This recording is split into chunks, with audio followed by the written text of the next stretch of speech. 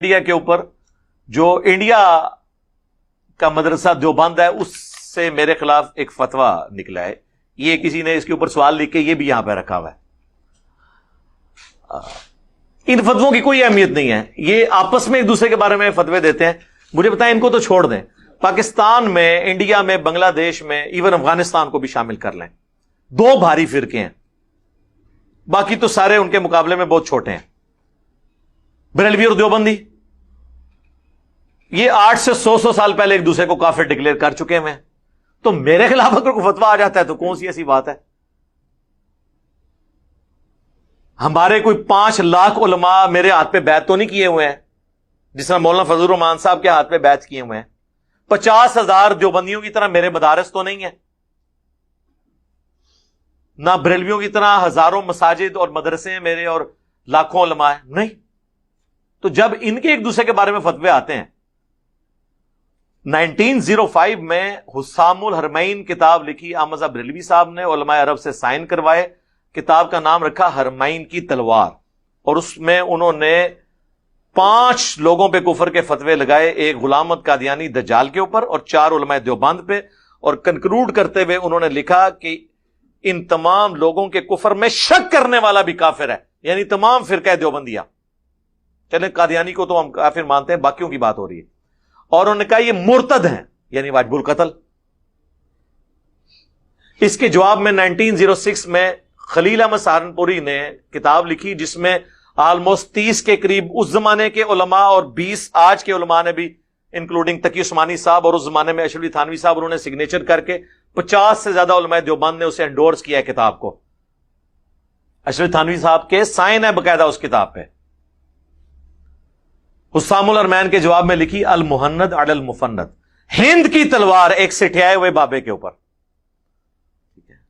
हमें कहते हैं हमारे बुजुर्ग बड़ी मीठी बातें करते थे, और उसमें उन्होंने लिखा कि अहमद बरेलवी और उनकी जमात एक शैतानी लश्कर है जो हम पे हमला आवर हुआ है, यानी शैतानी लश्कर। और आगे उन्होंने लिखा जिस तरह अंबिया पर शयातीन हमलावर होते थे, उलमाए देवबंद रदियल्लाहु अन्हुम, उन्होंने क्या रदियल्लाहु अन्हु 14वीं सदी के मौलवियों, उन पे ये बरेलवी हमलावर हुए हैं।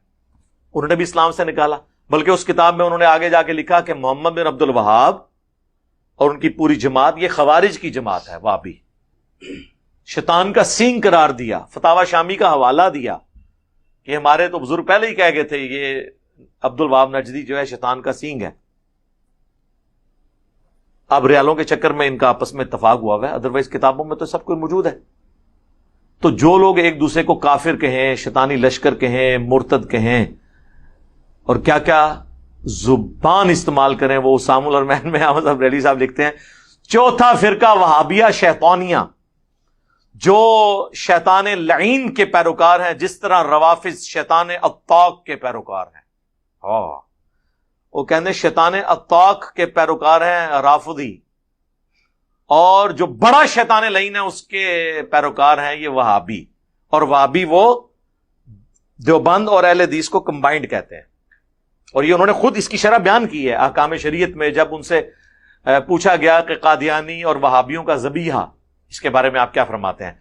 तो अहमद बरेलवी साहब इरशाद फरमाते हैं, वो फरमाते हैं कि जी वहाबी, फिर उन्होंने ब्रैकेट खोली खुद ही, देवबंदी, अहले हदीस, कादियानी, कादियानियों को बीच में शामिल किया। यानी क्या मतलब? इनको कादियानियों की तरह बदतर कह दिया। ये सब के सब, और बीच में लिखा राफुदी, ये सब के सब 1,00,000 दफा भी अल्लाह का नाम लें किसी जानवर पे, वो जानवर मुर्दार ही रहेगा। अलबत्ता यहूदो नसारा का ज़बिया हलाल है। तो यहूदो नसारा का ज़बिया अगर हलाल हो और अहले हदीस और देवबंद और शिया का ज़बिया हराम हो, तो इसका क्या रिजल्ट निकला कि अहमद बरेलवी साहब देवबंद, अहले हदीस और शिया को यहूदो नसारा से भी बदतर समझते हैं। यानी कि यहूदो नसारा बेहतर हैं वहाबियों से उनके नजदीक।